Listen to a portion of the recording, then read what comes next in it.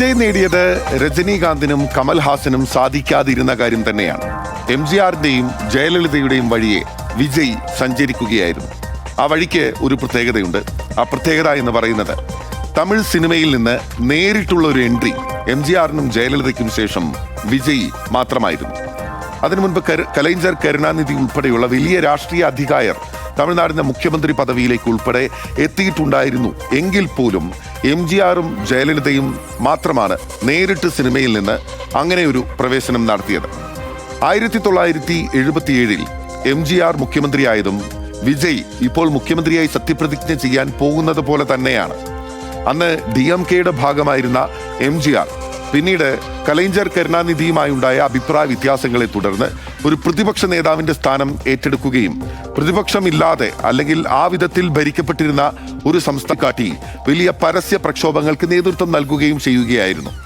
MGR സ്വീകരിച്ച ആ വഴിയൊന്നും സ്വീകരിച്ചില്ലെങ്കിൽ പോലും തമിഴ് സിനിമയിൽ നിന്നുള്ള നേരിട്ടുള്ള ഒരേ ഒരു എൻട്രിയായി വിജയുടെ ഈ മുഖ്യമന്ത്രി പദത്തിലേക്കുള്ള എൻട്രിയെ കാണാൻ സാധിക്കും. ജയലളിത മുഖ്യമന്ത്രിയായത് ഏതെങ്കിലും ഒരു പാർട്ടിയുടെ രൂപീകരണവുമായി ബന്ധപ്പെട്ടോ അല്ലെങ്കിൽ ആ പാർട്ടിയുടെ രൂപീകരണവുമായി ചേർന്ന് നിന്ന് ഉടൻ വന്ന ഒരു പൊളിറ്റിക്കൽ എൻട്രി ആയിരുന്നില്ല. MGRന് ശേഷം അദ്ദേഹത്തിന്റെ ഭാര്യ മുഖ്യമന്ത്രിയെ, അതിനുശേഷമാണ് ജയലളിത എന്ന് പറയുന്ന തമിഴ് മക്കളുടെ അമ്മ മുഖ്യമന്ത്രിയായി എത്തുകയും ചെയ്തത്.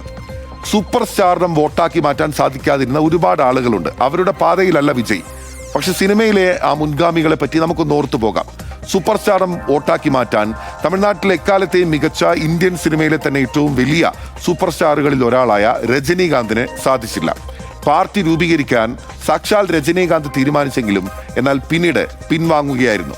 രാഷ്ട്രീയ പാർട്ടിക്ക് ഒരു പേരുൾപ്പെടെ രജനീകാന്ത് കണ്ടെത്തിയെങ്കിലും തന്റെ രസികർ മன்றത്തെ അഥവാ ഫാൻസ് അസോസിയേഷനെ, ആരാധക കൂട്ടായ്മയെ പൊളിറ്റിസൈസ് ചെയ്യാൻ, രാഷ്ട്രീയവൽക്കരിക്കാൻ തീരുമാനിച്ചെങ്കിലും പിന്നീട് ചില കാരണങ്ങൾ പറഞ്ഞ് പിൻവാങ്ങുകയായിരുന്നു. അതിൽ ആരോഗ്യ പ്രശ്നങ്ങളാണ് രജനീകാന്ത് ചൂണ്ടിക്കാട്ടിയത്. പക്ഷേ ബാഹ്യമായ സമ്മർദ്ദം, പ്രത്യേകിച്ച് BJPയുടെ ഭാഗത്ത് നിന്നടക്കം സമ്മർദ്ദമുണ്ടായതായി പിന്നീട് പുറത്തു വന്ന മാധ്യമ റിപ്പോർട്ടുകളിലൂടെ വ്യക്തമായതാണ്. പക്ഷെ കമൽഹാസൻ ഇവിടെ ചെയ്തത് മറ്റൊന്നാണ്. കമൽഹാസൻ രജനീകാന്തിനേക്കാൾ ഒരുപാട് പടികൾ മുന്നോട്ട് പോയി. മക്കൾ നീതി മയ്യം എന്ന് പറയുന്ന പേരിൽ പാർട്ടി സ്ഥാപിച്ചു. തമിഴ്നാട്ടിൽ ഉടനീളം സഞ്ചരിച്ചു. രാഷ്ട്രീയ പ്രചാരണം നടത്തി. സിനിമയിൽ നിന്ന് താൽക്കാലികമായ അവധിയെടുത്തു. ആ വലിയ അവധിക്ക് ശേഷമാണ് കമൽഹാസന്റെ തന്നെ മടങ്ങിവരവായിട്ടുള്ള വിക്രം എന്ന് പറയുന്ന സിനിമയിൽ കമൽഹാസൻ അഭിനയിക്കുകയും ചെയ്തത്. അതിനിടയിൽ അദ്ദേഹം തെരഞ്ഞെടുപ്പിൽ മത്സരിച്ചു. കോയമ്പത്തൂരിൽ 2ാം സ്ഥാനത്തെത്തി പരാജയം രുചിക്കുകയും ചെയ്തു. 2019 ലോക്സഭാ തെരഞ്ഞെടുപ്പ്, 2021 നിയമസഭാ തെരഞ്ഞെടുപ്പ് എന്നീ തെരഞ്ഞെടുപ്പുകളിൽ മക്കൾ നീതി മയ്യവും കമൽഹാസനും മത്സരിക്കുന്നതാണ് നമ്മൾ കണ്ടത്. എന്നാൽ തെരഞ്ഞെടുപ്പിൽ കാര്യമായ രീതിയിൽ തന്നെ പരാജയപ്പെടുത്തു. 1-2 സീറ്റുകളിൽ ഒഴികെ കാര്യമായ വിജയങ്ങൾ അല്ലെങ്കിൽ മുന്നേറ്റം കാഴ്ചവെക്കാൻ മക്കൾ നീതി മയ്യത്തിന് സാധിച്ചില്ല. സാക്ഷാൽ കമൽഹാസൻ തന്നെ കോയമ്പത്തൂരിൽ പരാജയപ്പെടുന്നതും നമ്മൾ കണ്ടതാണ്. പിന്നീട് MNM എന്ന മക്കൾ നീതി മയ്യം വലിയ ഒരു മൗനത്തിൽ ആഴുന്നതാണ് നമ്മൾ കണ്ടത്. അതിനിടയിൽ രാഹുൽ ഗാന്ധി ഇന്ത്യയിലുടനീളം നടത്തിയിരുന്ന ആദ്യത്തെ ഭാരത് ജോഡോ യാത്രയിലടക്കം കമൽഹാസൻ പ്രത്യക്ഷപ്പെട്ടു. ഒരുപക്ഷെ കോൺഗ്രസിലേക്ക് തന്നെ കമൽഹാസൻ എത്തിപ്പെട്ടേക്കാം, അല്ലെങ്കിൽ മക്കൾ നീതി മയ്യത്തെ അതിൽ ലയിപ്പിച്ചേക്കാം എന്ന വിധത്തിൽ വരെ വാർത്തകൾ വന്നു. പക്ഷേ കമൽഹാസൻ ആ നീക്കങ്ങളൊന്നും നടത്തിയില്ല എന്നത് മാത്രമല്ല, വീണ്ടും സിനിമയിൽ സജീവമായി വന്നു. ഞാൻ നേരത്തെ ചൂണ്ടിക്കാട്ടിയതുപോലെ വിക്രം ഉൾപ്പെടെയുള്ള ലോകേഷ് കനകരാജിന്റെ ഹിറ്റ് സിനിമകളിലൂടെ അദ്ദേഹം സിനിമാ രംഗത്തേക്ക് സജീവമായി വന്നു. പക്ഷേ മക്കൾ നീതി മയ്യം അവിടെ ഒരു നിഴൽ സംഘടന പോലെ അല്ലെങ്കിൽ ഒരു അസ്ഥികൂടം പോലെ തമിഴ്നാട്ടിൽ തുടരുകയായിരുന്നു. 2025 പിന്നീട് ഏറ്റവും പ്രധാനപ്പെട്ട ഒരു രാഷ്ട്രീയ സംഭവം, രാഷ്ട്രീയ ട്വിസ്റ്റ് ഉണ്ടാകുന്നത്. ഉദയനിധി സ്റ്റാലിന്റെ ശക്തമായ ഇടപെടലിലൂടെ ഒരു തവണ വിമർശിക്കുക ഉൾപ്പെടെ ചെയ്തിരുന്ന സാക്ഷാൽ MK സ്റ്റാലിനെ, കഴിഞ്ഞ തവണ മുഖ്യമന്ത്രിയായിരുന്ന MK സ്റ്റാലിനെ മക്കൾ നീതി മയ്യത്തിന്റെ അധ്യക്ഷൻ എന്ന പൊട്ടൻഷ്യലോടുകൂടി കമൽഹാസൻ നേരിട്ട് പോയി കണ്ടു. ചെന്നൈ പോയിസ് ഗാർഡനിലെ വസതിയിൽ നേരിട്ടെത്തി കമൽഹാസൻ ചർച്ച നടത്തി. അതോടുകൂടി കമൽഹാസൻ ഒരുപക്ഷെ DMKയിൽ ചേക്കേറും എന്ന വിധത്തിലുള്ള രാഷ്ട്രീയ അഭ്യൂഹങ്ങൾക്കുൾപ്പെടെ അത് വഴിയൊരുക്കുകയും ചെയ്തു. പക്ഷേ എല്ലാ അഭ്യൂഹങ്ങളും തള്ളിക്കളഞ്ഞ കമലിന്റെ നീക്കം വളരെ കൃത്യമായിരുന്നു. അത് രാജ്യസഭയിലേക്ക് എത്തുക, തൻ്റെ രാഷ്ട്രീയ ജീവിതത്തിന് രജനിക്കുണ്ടായതുപോലെ ഒരു മോശം പര്യവസാനം അല്ലെങ്കിൽ ഒരു വിജയം കാണാത്ത പര്യവസാനം ഉണ്ടാകരുത് എന്ന് കമൽഹാസൻ ആഗ്രഹിക്കുകയും ചെയ്തു. അങ്ങനെയാണ് 2025 DMKയുടെ പിന്തുണയോടെ കമൽ രാജ്യസഭയിൽ എത്തുന്നതും അങ്ങനെ DMK പാളയത്തിലേക്ക് കമൽഹാസൻ എത്തിപ്പെടുന്നതാണ് നമ്മൾ കണ്ടത്. ഇപ്പോൾ ഈ കഴിഞ്ഞ തെരഞ്ഞെടുപ്പിൽ വിജയ്ക്ക് ഏറ്റവും വലിയ ഒറ്റകക്ഷിയായി എത്താൻ TVKക്ക് സാധിച്ച തെരഞ്ഞെടുപ്പിൽ കമൽഹാസന്റെ പിന്തുണ പക്ഷേ സിനിമയിലെ അനുജനായിരുന്ന വിജയ്ക്കായിരുന്നില്ല, അത് മറിച്ച് MK സ്റ്റാലിനായിരുന്നു എന്നുള്ളതും വ്യക്തമാണ്. മക്കൾ നീതി മയ്യത്തിന്റെ ബാനറിൽ തന്നെ കമൽഹാസൻ MK സ്റ്റാലിന് വേണ്ടിയും ഒപ്പം തന്നെ ഉദയനിധിക്ക് വേണ്ടിയും മറ്റ് സ്ഥാനാർത്ഥികൾക്ക് വേണ്ടിയും പ്രചാരണത്തിന് ഇറങ്ങുന്നതാണ് നമ്മൾ കണ്ടത്. ഇതാണ് കമൽഹാസനും രജനീകാന്തിനും സംഭവിച്ചത്. കമൽഹാസനും രജനീകാന്തിനും സാധിക്കാതിരുന്ന അതുക്കും മേലെ ഫാക്ടർ എന്താണ് വിജയ്ക്ക് സാധിച്ചത്? ഇനി നമ്മൾ പരിശോധിക്കുകയാണ് അത്. വിജയുടെ രാഷ്ട്രീയ പ്രവേശന പദ്ധതി അതെങ്ങനെയായിരുന്നു രൂപകൽപ്പന ചെയ്തത്, അല്ലെങ്കിൽ രൂപം പ്രാപിച്ചത് എന്ന് നമുക്ക് പരിശോധിക്കാം. വിജയുടെ രാഷ്ട്രീയ പ്രവേശന പദ്ധതി തയ്യാറാക്കപ്പെട്ടത് ഒരുപാട് കാലങ്ങൾ കൊണ്ടാണ്. 2024 തുടങ്ങിയ TVKയുടെ രൂപരേഖ തയ്യാറാക്കപ്പെട്ടത് 2020 സിനിമാ റിലീസുകളുടെ ഭാഗമായി പൊതുജനങ്ങളായി വിവിധമായ സംവാദങ്ങളിൽ വിജയ് ഏർപ്പെടുന്നത് നമ്മൾ കണ്ടതാണ്. അപ്പോഴെല്ലാം പല സംശയങ്ങൾ ഉയരുകയാണ് ഉണ്ടായത്. ആ സംശയങ്ങൾ എന്ന് പറയുന്നത് നമുക്ക് വളരെ കൃത്യമായി അടുത്ത ഗ്രാഫിക്സ് കാർഡിലൂടെ പ്രേക്ഷകരിലേക്ക് എത്താൻ സാധിക്കും. ആ സംശയങ്ങൾ എന്ന് പറയുന്നത് അല്ലെങ്കിൽ അത് നിലപാടുകളാണ്, വിജയ് എടുത്തിരുന്ന നിലപാടുകളാണ്. ആ നിലപാടുകളിലൂടെ വളരെ കൃത്യമായി വിജയ് തൻ്റെ താരപരിവേഷം ഉപയോഗിച്ചുകൊണ്ട് സംസാരിക്കുകയായിരുന്നു. യഥാർത്ഥത്തിൽ ഒരുപാട് വർഷമായി വിജയ് ചെയ്തിരുന്ന സിനിമകൾ ഒരൊറ്റ പാറ്റേണിൽ തന്നെയാണ് പുറത്തിറങ്ങിയിരുന്നത്. ആ പാറ്റേൺ എന്ന് പറയുന്നത് ഒരു ജനവിഭാഗത്തെ അല്ലെങ്കിൽ തമിഴ്നാടിനെ ഒന്നാകെ രക്ഷിക്കാനെത്തുന്ന നായകൻ എന്ന പരിവേഷമാണ്.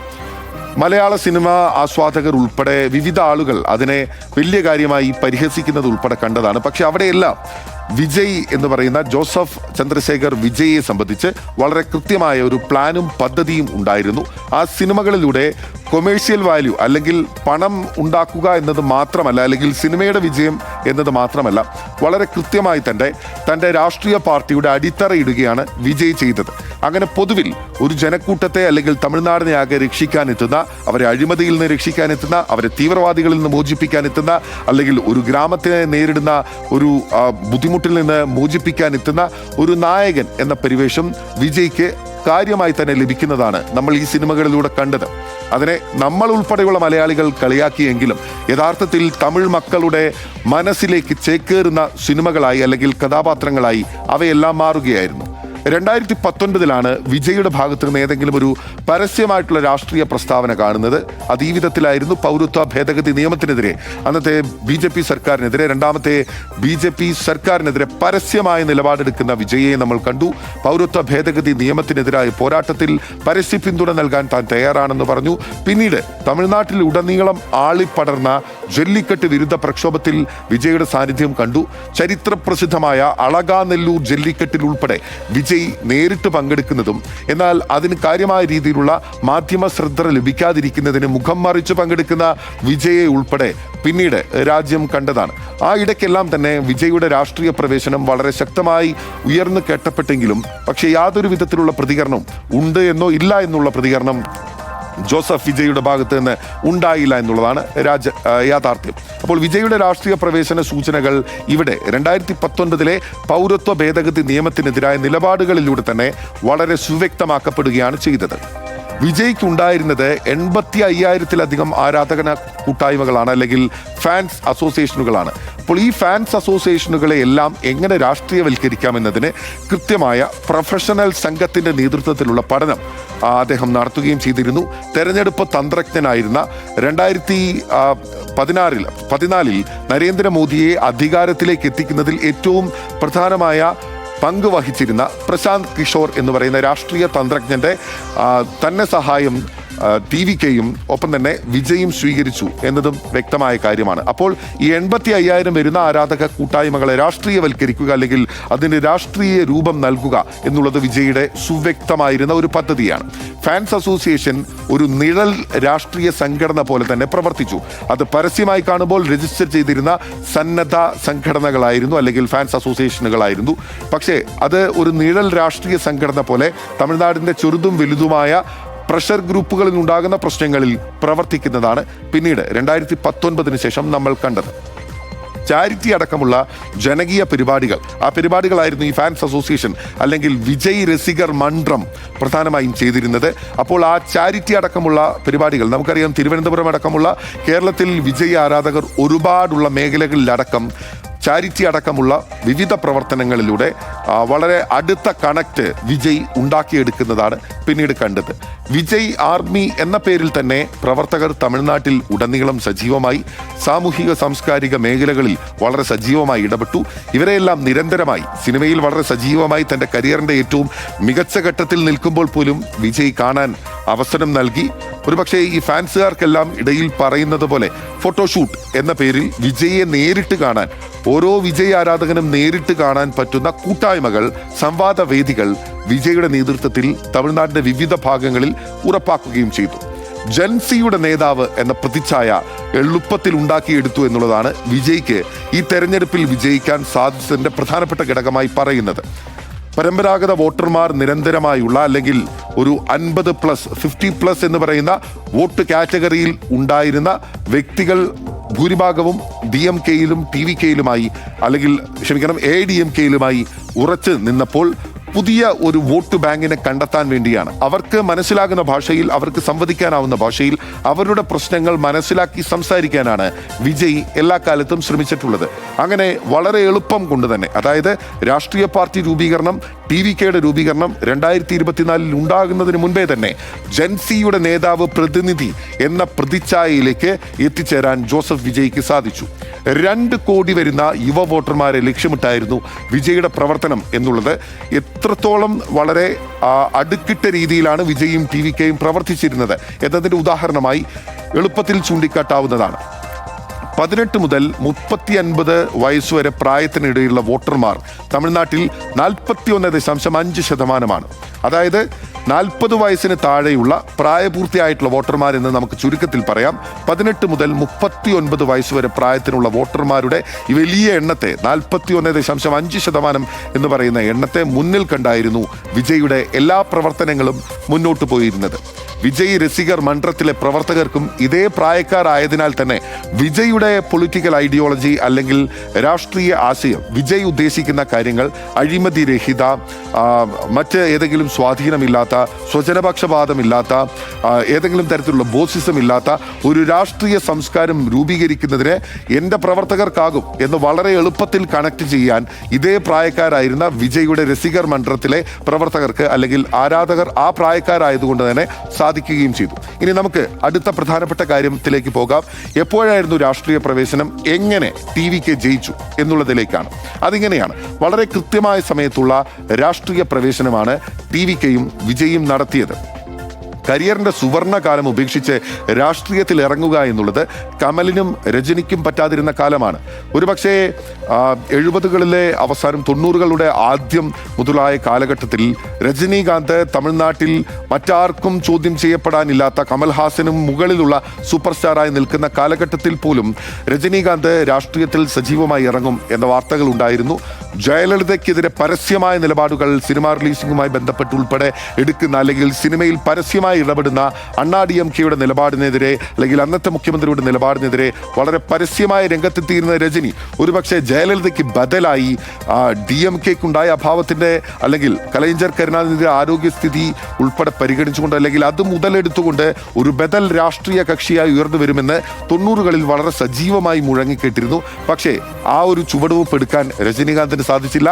അദ്ദേഹം വളരെ കൃത്യമായി തൻ്റെ സിനിമകളിൽ ഫോക്കസ് ചെയ്യുന്നതാണ് നമ്മൾ കണ്ടത്. പക്ഷേ വിജയ് ചെയ്തത് അങ്ങനെയല്ല. കരിയറിന്റെ ഏറ്റവും സുവർണകാലം, വിജയുടെ മുഖം കാണിച്ചാൽ 100 കോടി സിനിമകൾ ഇറങ്ങുന്ന കാലഘട്ടത്തിൽ അല്ലെങ്കിൽ ആ വിധത്തിൽ പ്രതിഫലം ലഭിച്ചിരുന്ന കാലഘട്ടത്തിൽ, ആ വിധത്തിൽ രാജ്യമൊന്നാകെ ഒരു പാൻ ഇന്ത്യൻ സൂപ്പർ സ്റ്റാർ എന്നുള്ള പ്രതിച്ഛായ നിൽക്കുന്ന സമയത്ത് തന്നെ കരിയറിന്റെ സുവർണകാലം ഉപേക്ഷിച്ച് രാഷ്ട്രീയത്തിനിറങ്ങുകയാണ് വിജയ് ചെയ്തത്. TVK എന്ന പാർട്ടിക്കൊപ്പം സിനിമാ അഭിനയം ഇല്ല, അല്ലെങ്കിൽ രാഷ്ട്രീയ പ്രവർത്തനവും സിനിമാഭിനയവും ഒരുമിച്ച് പോകില്ല എന്ന് പ്രഖ്യാപിച്ചു. കമൽഹാസന് പരാജയപ്പെട്ടത് ഇവിടെയാണ്. കമൽഹാസൻ 2019 ലോക്സഭാ തെരഞ്ഞെടുപ്പും 2021 നിയമസഭാ തെരഞ്ഞെടുപ്പിലും മത്സരിച്ചു. അദ്ദേഹത്തിന്റെ പാർട്ടി രാഷ്ട്രീയപരമായി പോരാടി DMK-യോട് പരാജയപ്പെട്ടു. ADMK-യോട് പരാജയപ്പെടുന്ന കാഴ്ച കണ്ടെങ്കിൽ TVK-യുടെ രാഷ്ട്രീയ പ്രവർത്തനത്തിനൊപ്പം സിനിമ അഭിനയമില്ല എന്ന് പ്രഖ്യാപിച്ചതിലൂടെ ഇതാ ഞങ്ങൾക്ക് വേണ്ടി ഒരു ജനനേതാവ് ഉയർന്നു വന്നിരിക്കുന്നു, ബദൽ രാഷ്ട്രീയം ഉയർത്തിപ്പിടിക്കുന്ന ഒരു ജനനേതാവ്, സിനിമയല്ല മക്കളാണ് പ്രധാനം, അല്ലെങ്കിൽ ജനതയാണ്, ജനമാണ്, ജനസഞ്ചയമാണ് പ്രധാനം എന്ന് പറഞ്ഞുകൊണ്ട് ഇറങ്ങുന്നു എന്ന പ്രതീതി സൃഷ്ടിക്കാൻ വിജയെ സംബന്ധിച്ച് സാധിച്ചു. ഇത് ജനങ്ങളുടെ, പ്രത്യേകിച്ച് ഈ പറഞ്ഞതുപോലെ ഫോക്കസ്ഡ് ആയിട്ടുള്ള വോട്ടർമാരിലേക്ക് ഇറങ്ങിച്ചെല്ലാൻ സാധിച്ചു. സംസ്ഥാനത്തുടനീളം പലകുറി യാത്ര നടത്തിയ ശേഷമാണ് TVK എന്ന് പറയുന്ന രാഷ്ട്രീയ പാർട്ടി 2024 വിജയ് പ്രഖ്യാപിക്കുകയും ചെയ്തത്. ആ രാഷ്ട്രീയ പാർട്ടിക്ക് ആകെ രൂപകൽപ്പന ചെയ്യുമ്പോൾ ദ്രവീഡിയൻ രാഷ്ട്രീയത്തിന്റെ ചേർച്ചകളോ ചോർച്ചകളോ ഒന്നും അതിലുണ്ടാകരുത് എന്നുള്ള നിർബന്ധ ബുദ്ധി കൂടി വിജയ്ക്കുണ്ടായിരുന്നു എന്നുള്ളതും ശ്രദ്ധേയമായ കാര്യമാണ്. അതുകൊണ്ട് അതിന്റെ പതാക രൂപകൽപ്പനയിൽ ഉടനീളം, അല്ലെങ്കിൽ അതിൽ പോലും വളരെ സൂക്ഷ്മമായ ഡീറ്റെയിലിംഗിൽ ഉൾപ്പെടെ, അല്ലെങ്കിൽ ആ വിവരണത്തിൽ ഉൾപ്പെടെ ജോസഫ് വിജയ് നേരിട്ട് ശ്രദ്ധ പുലിപ്പിച്ചു എന്നുള്ളതാണ്. തമിഴ് രാഷ്ട്രീയത്തിന്റെ, ദ്രാവിഡ രാഷ്ട്രീയത്തിന്റെ ഏറ്റവും പ്രധാനപ്പെട്ട അടയാളമായി ഉയർത്തിക്കാട്ടപ്പെടുന്ന കറുപ്പ് എന്ന നിറം വിജയുടെ TVKയുടെ പതാകയിൽ ഉൾപ്പെടുത്തിയില്ല എന്നുള്ളത് ഏറ്റവും പ്രധാനപ്പെട്ട മാറ്റങ്ങളിൽ ഒന്നാണ്. അതിലൂടെ തന്നെ ദ്രാവിഡ രാഷ്ട്രീയ പാർട്ടികളോട് നഷ്ടമായ വിശ്വാസം എന്നിൽ അർപ്പിക്കൂ, ഞാൻ നൽകാം, ഞാൻ നിങ്ങൾക്കൊപ്പമുണ്ട് എന്ന് വരുത്തി തീർക്കാൻ എന്തായാലും, അല്ലെങ്കിൽ വോട്ടർമാരെ വിശ്വസിപ്പിക്കാൻ ജോസഫ് വിജയ്ക്ക് സാധിച്ചു എന്നുള്ളതാണ് പ്രധാനപ്പെട്ട കാര്യം. അതിനിടയിൽ തന്നെ ഈ രാഷ്ട്രീയ പാർട്ടി പ്രഖ്യാപനത്തിന് മുൻപും ആ സമയത്തും അതിന് പിന്നാലെയും സംസ്ഥാനത്തുടനീളം പലകുറി നിതാന്തമായ ഊണും ഉറക്കവും ഉളച്ചുള്ള യാത്ര വിജയും സംഘവും നടത്തുകയും ചെയ്തു. കരൂർ ദുരന്തമാണ് അതിൻ്റെ ഒരു വലിയ വിഘാതമായി വന്നത്, അല്ലെങ്കിൽ അതിനൊരു ആഘാതമായി വന്നത്. വിജയുടെ റാലിക്കിടെ ഉണ്ടായിട്ടുള്ള ആൾക്കൂട്ട അപകടത്തിൽ നിരവധി ആളുകൾക്ക് ജീവൻ നഷ്ടമാകും നമ്മൾ കണ്ടതാണ്. ജോസഫ് വിജയ് തല താഴ്ത്തി കരൂരിൽ നിന്ന് ചെന്നൈയിലേക്ക് പറന്നു പോകുന്നത് നമ്മൾ കണ്ടതാണ്. അപ്പോൾ അത്തരം കാഴ്ചകളെ എല്ലാം മറികടക്കുന്നതിന് വേണ്ടി വളരെ സുവ്യക്തമായ ഒരു പ്ലാൻ ഉണ്ടാക്കി. കരൂർ ദുരന്തത്തിന്റെ ആഘാതത്തിൽ പാളിപ്പോയില്ല എന്നിടത്താണ് ജോസഫ് വിജയും TVKയും ഇപ്പോൾ എത്തി നിൽക്കുന്ന 108 എന്ന് പറയുന്ന മാന്ത്രിക സംഖ്യക്കരികെയുള്ള ഏറ്റവും വലിയ ഒറ്റകക്ഷി എന്ന നിലയിലേക്ക് വളരാനിടയായ കാരണങ്ങളിൽ ഒന്ന്. ദുരന്തബാധിതരെ, പ്രത്യേകിച്ച് കരൂർ ദുരന്തബാധിതരായിട്ടുള്ള സഹോദരങ്ങളെ, അച്ഛനമ്മമാരെ, മക്കളെ ഉൾപ്പെടെ നഷ്ടപ്പെട്ടിട്ടുള്ള ദുരന്തബാധിതരെ വിശ്വാസത്തിലെടുക്കാൻ സാധിച്ചു. മഹാബലിപുരത്തെ റിസോർട്ടിലേക്ക് ഉൾപ്പെടെ അവരെ എത്തിച്ച്, അവരെ നേരിട്ട് സംസാരിച്ച്, അവരുടെ കണ്ണീരിൽ പങ്കുചേർന്ന് പലപ്പോഴും പൊട്ടിക്കരഞ്ഞ് അവരെ ചേർത്ത് നിർത്തി വിജയ് അവരുടെ വിശ്വാസം നേടിയെടുക്കുകയും ആ മേഖലയൊന്നാകെ, അല്ലെങ്കിൽ സംസ്ഥാനത്ത് ഈ പാർട്ടിയുടെ അടിവേരറക്കുന്ന 2024 മാത്രം രൂപം കൊണ്ട ശൈശവാവസ്ഥയിൽ നിൽക്കുന്ന ഈ പാർട്ടിയെ ഇല്ലാതാക്കുന്ന ഒരു വലിയ രാഷ്ട്രീയ സാമൂഹിക സംഭവത്തിൽ നിന്ന് അതിജീവിക്കാൻ ജോസഫ് വിജയ്ക്കും TVKയ്ക്കും സാധിച്ചു എന്നുള്ളതാണ് മറ്റൊരു വസ്തുത. ഈ ചേർത്തു നിർത്തൽ, കരൂർ ദുരന്ത ബാധിതർക്ക് അനുകൂലമായി വിജയ് നടത്തിയ ചേർത്തു നിർത്തൽ തമിഴകത്തിന്റെ ആകെ കയ്യടി നേടുകയും, പ്രത്യേകിച്ച് സമൂഹ മാധ്യമങ്ങളിൽ ഉൾപ്പെടെ DMKയ്ക്കും ADMKയ്ക്കും എത്തിച്ചേരാൻ സാധിക്കാതിരുന്ന ഇൻസ്റ്റാഗ്രാം ഉൾപ്പെടെയുള്ള സമൂഹ മാധ്യമങ്ങളിൽ സാധാരണ മനുഷ്യരുടെ, ചെറുപ്പക്കാരുടെ കയ്യടി നേടിയെടുക്കാൻ, അല്ലെങ്കിൽ അവരുടെ വിശ്വാസം നേടിയെടുക്കാൻ വിജയ്ക്ക് സാധിച്ചു. തെരഞ്ഞെടുപ്പിന് മുൻപ്, അതായത് തെരഞ്ഞെടുപ്പ് പ്രഖ്യാപനത്തിന് തൊട്ടു മുൻപ് വീണ്ടും സംസ്ഥാനത്ത് ഉടനീളം യാത്ര നടത്തുകയും വിവിധ ദൃശ്യങ്ങൾ, വിജയ് നടത്തിയിട്ടുള്ള ഓരോ ഇടപെടലും സമൂഹ മാധ്യമങ്ങളിൽ വലിയ രീതിയിൽ തരംഗമാവുകയും ഇൻസ്റ്റാഗ്രാം ഉൾപ്പെടെയുള്ള യുവാക്കൾ കൂടുതലുള്ള നവമാധ്യമ ഇടങ്ങൾ, പ്ലാറ്റ്ഫോമുകളിൽ അത് കാര്യമായ രീതിയിൽ വൈറലാവുന്ന കാഴ്ചയാണ് കണ്ടത്. സ്ഥാനാർത്ഥി നിർണയമാണ് മറ്റൊരു പ്രധാനപ്പെട്ട കാര്യം. വിജയ് നടത്തിയിരുന്ന സ്ഥാനാർത്ഥി നിർണയത്തെ രൂക്ഷമായി വിമർശിച്ച ഒരുപാട് രാഷ്ട്രീയ നിരീക്ഷകരുണ്ട്, രാഷ്ട്രീയ പാർട്ടികൾക്ക് അതീതമായി. എന്തുകൊണ്ടാണ് പരിചയമില്ലാത്ത, പരിചിത മുഖങ്ങളില്ലാത്ത ആളുകളെ സ്ഥാനാർത്ഥികളാക്കുന്നത്, അല്ലെങ്കിൽ നല്ല രാഷ്ട്രീയക്കാരില്ല, അതുകൊണ്ട് തന്നെ ഭരണ നിർവഹണം സാധിക്കില്ല എന്ന വിധത്തിലുള്ള പ്രചാരണം DMKയുടെ ഭാഗത്ത് നിന്ന്, AIDMKയുടെ ഭാഗത്ത് നിന്നുണ്ടായി. ഒരുപക്ഷെ നമുക്ക് മനസ്സിലാക്കാനാവുന്നതനുസരിച്ച് DMKയും MK സ്റ്റാലിനും പോലും വിജയെ അത്ര കണ്ട് കാര്യമായിട്ടുള്ള ഒരു രാഷ്ട്രീയ പ്രതിയോഗിയായി കണ്ടില്ല എന്നയിടത്താണ് ആ പാർട്ടിയുടെ ഡൗൺഫാൾ, അല്ലെങ്കിൽ പതനം ഉണ്ടാവുകയും ചെയ്യുന്നത്. അപ്പോൾ സ്ഥാനാർത്ഥി നിർണയത്തിൽ സാധാരണക്കാരെ പരിഗണിച്ചു എന്നുള്ളത് വിജയുടെ ഏറ്റവും പ്രധാനപ്പെട്ട നേട്ടങ്ങളിൽ ഒന്നാണ്. ഓട്ടോ ഡ്രൈവർമാർ, വളരെ സാധാരണക്കാരായ തമിഴ്നാടിൻ്റെ അടിത്തട്ടിൽ നിൽക്കുന്ന, ജനങ്ങളുമായി ഏറ്റവും ചേർന്ന് നിൽക്കുന്ന ചെന്നൈയിലെ അടക്കം ഓട്ടോ ഡ്രൈവർമാരെ അടക്കം, വൈറ്റ് കോളർ പ്രൊഫഷണലുകളെ അടക്കം, അതായത് ഓട്ടോ ഡ്രൈവർമാർ മുതൽ വൈറ്റ് കോളർ പ്രൊഫഷണലുകളെ വരെ സ്ഥാനാർത്ഥികളാക്കി അവരുമായി കൃത്യമായി ഇന്റർവ്യൂകൾ നടത്തി, നേരിട്ടുള്ള അഭിമുഖങ്ങൾ നടത്തി 234 സീറ്റിൽ മത്സരിച്ച മുഴുവൻ സീറ്റുകളിലും സാധാരണ മനുഷ്യർ, അഴിമതിയുടെ പ്രതിച്ഛായുള്ളവർ പാടില്ല എന്ന നിർബന്ധ ബുദ്ധിയോടുകൂടി പ്രവർത്തിച്ചു. അങ്ങനെ അഴിമതിരഹിത പ്രതിച്ഛായുള്ളവരെ തെരഞ്ഞെടുക്കാനും വിജയ്ക്ക് സാധിച്ചു. എല്ലായിടത്തും മത്സരിക്കുന്നത് വിജയ് തന്നെയാണെന്ന് ബോധ്യപ്പെടുത്തുകയായിരുന്നു മറ്റൊരു പ്രധാനപ്പെട്ട കാര്യങ്ങളിൽ ഒന്ന്. ഈ മത്സരിക്കുന്ന, അതായത് 234 സീറ്റിൽ പാർട്ടി മത്സരിച്ച മുഴുവൻ സീറ്റുകളിലും മത്സരിക്കുന്നത് ഈ മനുഷ്യർ മാത്രമല്ല, അവിടെ ജോസഫ് വിജയ് ആണ് എന്ന് കൂടി വോട്ടർമാരെ ബോധ്യപ്പെടുത്താൻ വിജയ്ക്ക് സാധിച്ചു. ഇത് വിജയിയെ മുഖ്യമന്ത്രിയാക്കുന്നതിന് വേണ്ടിയിട്ടുള്ള തെരഞ്ഞെടുപ്പാണ് എന്ന് വളരെ സൈലന്റായി വോട്ടർമാരിലേക്ക് കമ്മ്യൂണിക്കേറ്റ് ചെയ്തു. അവിടെ ആന്റി ഹിന്ദി പ്രക്ഷോഭം ഉൾപ്പെടെ വളരെ ശക്തമായി നടത്തുന്ന, പ്രത്യേകിച്ച് വനിതാ സംവരണ ഭേദഗതി നിയമം ഡീലിമിറ്റേഷന് വേണ്ടിയിട്ടാണ്, അത് തമിഴ്നാടിൻ്റെ ചിറകരിയാൻ വേണ്ടിയിട്ടാണ്, രാഷ്ട്രീയ അധികാരം എടുത്തു കളയുന്നതിന് വേണ്ടിയിട്ടാണ്, ഒപ്പം തന്നെ തമിഴ്നാടിന് മുകളിലേക്ക് ഹിന്ദി സംസാരിക്കുന്ന ആളുകൾ BJP കടന്നു വരും എന്ന വിധത്തിൽ വളരെ കാര്യമായ രീതിയിലുള്ള പ്രചാരണം നയിച്ചുകൊണ്ടിരുന്ന MK സ്റ്റാലിനെ ഉൾപ്പെടെ പരസ്യമായി എതിർത്തുകൊണ്ടുള്ള ശക്തമായ രംഗത്തെത്തൽ, ആ രംഗത്തെത്തൽ തന്നെയാണ് വിജയ്ക്ക് ഏറ്റവും പ്രധാനമായ ഇന്ധനം നൽകിയത്. കമൽഹാസനും രജനീകാന്തിനും സാധിക്കാത്തത് അതുക്കും മേലെ വിജയ്ക്ക് എങ്ങനെ സാധിച്ചു എന്ന് എളുപ്പത്തിൽ ചോദിച്ചാൽ ഒറ്റ വരിയിൽ പറയാൻ സാധിക്കും. BJP വിരുദ്ധതയെ വളരെ കൃത്യമായി പ്രയോജനപ്പെടുത്തുകയും അല്ലെങ്കിൽ ഹിന്ദി വിരുദ്ധതയെ വളരെ കൃത്യമായി പ്രയോജനപ്പെടുത്തുകയും അതേപോലെ തന്നെ മക്കൾ നീതി മയ്യത്തിനും രജനീകാന്ത് രൂപം നൽകാനിരുന്ന രാഷ്ട്രീയ പ്രസ്ഥാനത്തിനും സാധിക്കാതിരുന്ന DMK-യെ അല്ലെങ്കിൽ ഭരണകക്ഷിയെ കടുത്ത ഭാഷയിൽ വിമർശിക്കുക എന്നുള്ള വളരെ കൃത്യമായിട്ടുള്ള അഡമൻ്റ് ആയിട്ടുള്ള ബോൾഡായിട്ടുള്ള ഒരു സ്റ്റെപ്പ് വിജയ്ക്ക് എടുക്കാൻ സാധിച്ചു എന്നുള്ളതും ഏറ്റവും പ്രധാനപ്പെട്ട കാര്യമാണ്. അപ്പോൾ ഇത്തരം ഫാക്റ്റുകൾ ഒരുപാട് ഒരുമിച്ച് നിൽക്കുന്നതിലൂടെ തന്നെ ഞങ്ങളുടെ ഭാവിയെ രക്ഷിക്കാൻ പോകുന്ന നായകനായി വിജയ് മാറുമെന്ന് തമിഴ്നാട്ടിലെ ജനത, പ്രത്യേകിച്ച് 41.8% വരുന്ന വോട്ടർമാർ ചിന്തിച്ചു. അങ്ങനെ അവർ കാര്യമായി പോളിംഗ് ബൂത്തിലേക്ക് എത്തി. രജനീകാന്തിൻ്റെയും കമൽഹാസന്റെയും റാലിയിൽ കണ്ട അതിനേക്കാൾ ഉപരി കണ്ടിരുന്ന ജനക്കൂട്ടത്തെ വോട്ടാക്കി മാറ്റുക എന്നുള്ള മാജിക്ക് വിജയ്ക്ക് ചെയ്തെടുക്കാൻ സാധിക്കുകയും ചെയ്തു. അങ്ങനെയാണ് ഇപ്പോൾ ഗവർണറെ കണ്ട് അവകാശവാദം ഉന്നയിക്കുന്ന തരത്തിലേക്ക് മുഖ്യമന്ത്രി പദത്തിന് അടുത്തേക്ക് വരെ വിജയ് എത്തിച്ചേരുകയും ചെയ്തത്. അപ്പോൾ പ്രിയപ്പെട്ട പ്രേക്ഷകരെ, ഇനിയുള്ള കാര്യം, അതാണ് ഏറ്റവും പ്രധാനപ്പെട്ട കാര്യം. ഇനിയുള്ള കാര്യങ്ങൾ കുറച്ചുകൂടി കോംപ്ലിക്കേറ്റഡ് ആണ്. തെരഞ്ഞെടുപ്പ് ജയിക്കുക എന്നതുപോലെ തന്നെ വിജയെ സംബന്ധിച്ച് ഏറെ പ്രതിസന്ധിയുള്ള കാര്യങ്ങളാണ് ഇനി മുന്നിൽ നിൽക്കുന്നത്. DMK-യും BJP-യും, അതായത് രണ്ട് രാഷ്ട്രീയ ധ്രുവങ്ങളിൽ നിൽക്കുന്ന, പരസ്പരം ഇത്രനാൾ പോരടിച്ചിരുന്ന, ആശയപരമായിട്ടെങ്കിലും തമിഴ്നാട്ടിലെ ഏറ്റവും പ്രധാനപ്പെട്ട പ്രതിപക്ഷ മുഖമായിരുന്ന AIDMK-യുടെ ഒപ്പം ചേർന്ന് നിന്ന BJP-യെയും ഒപ്പം തന്നെ പ്രധാനപ്പെട്ട പ്രതിപക്ഷമായിട്ടുള്ള DMK-യും ഒരേപോലെ നേരിടുക എന്നുള്ള ഏറ്റവും വലിയ വെല്ലുവിളിയാണ് വിജയെ സംബന്ധിച്ച് ഒന്നാമത്തെ കാര്യം. രണ്ടാമത്തത്, ഗവർണർ രാജേന്ദ്ര വിശ്വനാഥ് ആർലേക്കർ ആദ്യത്തെ വെടിപൊട്ടിച്ചിരിക്കുകയാണ്. ഗവർണർ പറയുന്നത് അംഗസംഖ്യ, മാജിക് നമ്പർ ക്രോസ് ചെയ്യാൻ ആവശ്യമായിട്ടുള്ള കേവല ഭൂരിപക്ഷമായിട്ടുള്ള 118 എന്ന് പറയുന്ന അംഗസംഖ്യ വിജയെ സംബന്ധിച്ച് ഇല്ല. അപ്പോൾ അതാദ്യം തെളിയിക്കണം. എല്ലാ MLA-മാരുടെയും പിന്തുണയ്ക്കുന്ന 118 MLA-മാരുടെയും പിന്തുണക്കത്ത് ഹാജരാക്കണം. അല്ലെങ്കിൽ നാളെ ചെന്നൈയിലെ സ്റ്റേഡിയത്തിൽ നടക്കാനിരിക്കുന്ന സത്യപ്രതിജ്ഞ നടക്കില്ല എന്ന നിയമപരമായിട്ടുള്ള കാര്യവും ഹൈക്കോടതി, സുപ്രീം കോടതി വിധികളെ ഉൾപ്പെടെ ഉദ്ധരിച്ചുകൊണ്ടുള്ള മറുപടിയാണ് ഇപ്പോൾ വിജയുടെ TVK-യുടെ ലെറ്റർ ഹെഡിൽ നൽകിയിരിക്കുന്ന അവകാശവാദത്തിൽ, സർക്കാർ രൂപീകരിക്കാനുള്ള അവകാശവാദത്തിന് മറുപടിയായി ഗവർണർ രാജേന്ദ്ര വിശ്വനാഥ് ആർലേക്കർ നൽകിയിരിക്കുന്നത്. ഇനി കോൺഗ്രസുമായി കൂട്ടുകൂടിയത് അല്ലെങ്കിൽ DMK സഖ്യത്തിൽ നിന്ന് കോൺഗ്രസ് വന്നത് കോൺഗ്രസിന് എത്രത്തോളം പ്രതിരോധമാകും എന്നുള്ള ചോദ്യത്തിനോടൊപ്പം തന്നെ കോൺഗ്രസുമായിട്ടുള്ള TVK-യുടെ കൂട്ടുകൂടൽ അത് പ്രകോപനമാകുമോ എന്ന ചോദ്യം കൂടി നിലനിൽക്കുന്നുണ്ട്. കാരണം അവിടെ BJP-യുമായി കൂട്ടുകൂടുന്നത് തടയുന്നതിന് വേണ്ടിയിട്ടാണ് ചിരസുഹൃത്തുക്കളായിരുന്ന, ഏറ്റവും കാലം വ്യക്തിപരമായ സൗഹൃദം പോലും ഉണ്ടെന്ന് അവകാശപ്പെട്ടിരുന്ന MK സ്റ്റാലിൻ്റെ DMK-യുമായിട്ടുള്ള കൂട്ട് രാഹുൽ ഗാന്ധിയുടെ കോൺഗ്രസ് ഒഴിവാക്കിയത്.